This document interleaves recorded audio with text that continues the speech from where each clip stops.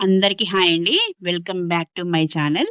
ఈరోజు సాంప్రదాయ పద్ధతిలో మంచి టేస్టీగా ఉండే తోటకూర పప్పు చేద్దాం. ఇంకా దీన్ని ఇప్పుడున్న ట్రెండీగా కాకుండా కాస్త పాతకాలం పద్ధతిలో ఈ పప్పు చేశారంటే, ఈ టేస్ట్ మాత్రం ఏ కర్రీ పాయింట్‌లో, హోటల్‌లో కూడా దొరకదు. అంత టేస్టీగా ఉంటుంది. అసలైన పప్పేంటో మీరు టేస్ట్ చేస్తారు. మామూలుగా ఉండదండి దీని టేస్ట్. అద్దిరిపోతుంది. కాస్త నెయ్యి చుక్కేసుకుంటే ఇంకా మైమరిచిపోతారు. ఈ రెసిపీ ఎలా చేయాలో చూసేద్దాం. ముందు తోటకూర పప్పుకి ఎప్పుడైనా పెసరపప్పు కాంబినేషన్ చాలా బావుంటుంది. ఒక కుక్కర్‌లో ఒక కప్పు పెసరపప్పు తీసుకోవాలి. కరెక్ట్‌గా పావు కేజీ అంతా. దీన్ని కొంచెం వేడి చేస్తే చాలు. ఒక 2 మినిట్స్ అలా హైలో పెట్టి వేడి చేయాలి. అస్సలు బ్రౌన్ కలర్ రానవసరం లేదు. కాస్త వేడి పడితే దీని పచ్చి వాసన అనేది పోతుంది. ఇప్పుడు దీన్ని వాష్ చేసి ఇందులో కొన్ని ఇంగ్రీడియెంట్స్ వేద్దాం. 2 టమాటాలు పొడవుగా కట్ చేసుకోవచ్చు పెద్దగానే. నెక్స్ట్ పచ్చిమిర్చి. ఇందులోకి నేను కారం అనేది వేయట్లేదు. సో, పచ్చిమిర్చి మీ కారానికి తగినట్టుగా వేయండి. నేను మాత్రం ఒక 5, 6 వేశాను. ఇంకా ఇందులోకి పసుపు. ఇది మంచి టేస్ట్ రావడం కోసం ఒక టేబుల్ స్పూన్ ఆయిల్. 10-15 వెల్లుల్లి. దీన్ని పొట్టు తీసి వేసుకోవాలి. ఇంకా 2 కప్పుల వాటరు. కరెక్ట్‌గా వేస్తే మనకి వాటర్ లేకుండా ఈ పప్పంతా కుక్ అయిపోతుంది. దీన్ని సిమ్‌లో పెట్టి 2 విజిల్స్ రానివ్వాలి. చక్కగా ఉడికిపోతుంది. ఇప్పుడు ఈ విజిలొచ్చేసి చల్లారేలోపు మనం నెక్స్ట్ ప్రాసెస్‌కి వెళ్దాం. ఒక బాండీ పెట్టుకొని 2 టేబుల్ స్పూన్ ఆయిల్ వేయాలి. ఈ ఆయిల్ వేడెక్కాక 2 పెద్ద ఆనియన్స్‌ని పొడవుగా కట్ చేసుకొని వేసుకోవాలి. ఇవి మగ్గడానికి కాస్త సాల్ట్ వేయాలి. ఇవి ఒక 2, 3 మినిట్స్ అలా కలపాలి. హైలో పెట్టాలి స్టవ్వు. అలా కలిపితే కొంచెం ఇవి ట్రాన్స్‌పరెంట్‌గా వస్తాయి. అప్పుడు మనం మంచి తోటకూర ఒక 3 కట్టలు మీడియం సైజ్ తీసుకొని కాడలతో సహా కట్ చేసుకొని ఉంచుకోవాలి. ఇవి ట్రాన్స్‌పరెంట్‌గొచ్చాక ఈ తోటకూర వేసేయాలి. తోటకూర ఎప్పుడైనా కాడలతో సహా వేయండి.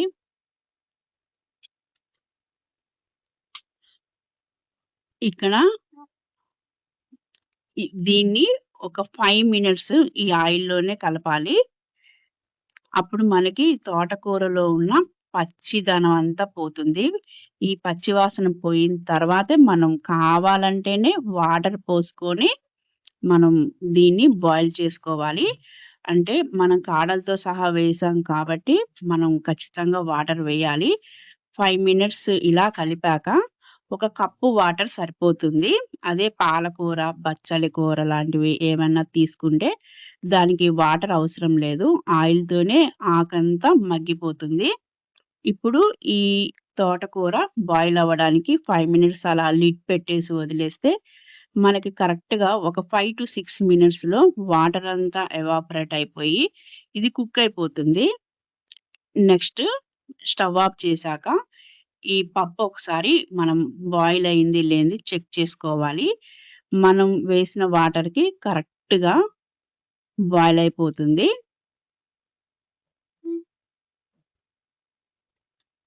ఇలా చూసుకున్నాక ఈ పప్పు మొత్తాన్ని ఒకసారి ఈ పాలకూర దాంట్లో వేసేయాలి.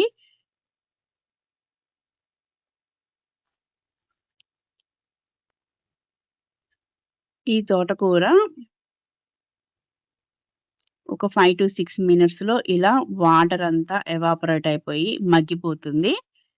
ఇప్పుడు ఇందులోకి ఈ పప్పు మొత్తం ట్రాన్స్‌పరెంట్ చేసేయాలి. ఇలా చేసిన పప్పు చాలా టేస్టీగా ఉంటదండి. ఈ పప్పులోనే ఈ తోటకూర కూడా వేసి పచ్చిదనం పోకుండా ఆ టేస్ట్ వేరేగా ఉంటుంది. ఇలా చేసిన పప్పు ఇంకా బావుంటుంది. సో, నేనెప్పుడు ఇలాగే చేస్తాను పప్పు. ఇప్పుడు ఈ పప్పు ఈ ఆకుకూర మొత్తం కలిపాక మనకు కన్సిస్టెన్సీ చెక్ చేసుకోవాలి. ఇలా గట్టిగానే ఉండాలి అనుకుంటే ఓకే. లేదు కాస్త లిక్విడ్ ఫామ్‌లో ఉండాలి అనుకుంటే ఇంకొక కప్పు వాటర్ పోసి ఈ టైంలో సాల్ట్ ఒకసారి చెక్ చేసుకోవాలి. ఇంకా కారం సరిపోదు అనుకుంటే ఈ టైంలో మీరు కారం కూడా వేయొచ్చు. ఇప్పుడు సాల్ట్ చెక్ చేసుకొని సరిపడా సాల్ట్ వేయాలి. నేను మొత్తం పచ్చిమిర్చితోనే చేశాను కాబట్టి నాకు కారం అవసరం లేదు. అది మీ టేస్ట్‌కి తగినట్టుగా వేసుకోండి. ఇంకొక 2, 3 మినిట్స్ ఈ పప్పు, ఆకుకూర బాగా కలిసేలాగా బాయిల్ చేస్తే చాలు.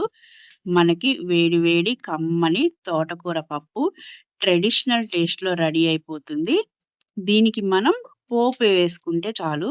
ఇక్కడ మనకి కావాలంటే దీన్ని ఇంకా మెత్తగా చేసుకోవడానికి మనం ఇలా పప్పు గుత్తితో ఒక 2, 3 మినిట్స్ కలిపితే మనకి ఇంకా బావుంటుంది పప్పు.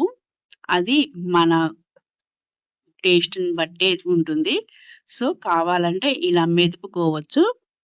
ఇంకా ఈ పప్పుకి మనం నెయ్యితో తాలింపు వేద్దాము. ఇక్కడ ఒక పాన్ పెట్టేసి ఒక టేబుల్ స్పూన్ నెయ్యి వేయాలి. ఇందులోకి తాలింపు దినుసులు వేసి మంచి ఫ్లేవర్ కోసం ఖచ్చితంగా హాఫ్ స్పూన్ నుంచి స్పూన్ వరకు జీరా వేసుకోవాలి. ఈ జీరా చాలా టేస్ట్‌నిస్తుంది ఈ పప్పుకి. నెక్స్ట్ స్టవ్ ఆఫ్ చేశాక ఎండుమిర్చి, కరివేపాకు వేసి ఇవన్నీ చక్కగా వేగాక ఈ పప్పులో వేసి కలిపేయాలి. అంతేనండి. వేడి వేడి ట్రెడిషనల్ స్టైల్‌లో పప్పు రెడీ. ఇంట్రెస్ట్ ఉన్న వాళ్ళు ఇంగువ కూడా వేసుకోవచ్చు. చూసారు కదా! మంచి తోటకూర పప్పు ట్రెడిషనల్ స్టైల్‌లో ఎలా చేయొచ్చో. ఇది చాలా టేస్టీగా ఉంటుందండి. మీరు కూడా ఒకసారి ట్రై చేయండి. ఇక్కడ వాటర్ అనేది ఆకుకూరని బట్టి మనం వేయాలి. నా వీడియో మీకు నచ్చినట్లయితే please like, share and subscribe my channel. మరిన్ని మంచి వీడియోస్‌తో మళ్ళీ కలుద్దాం. Thank you for watching.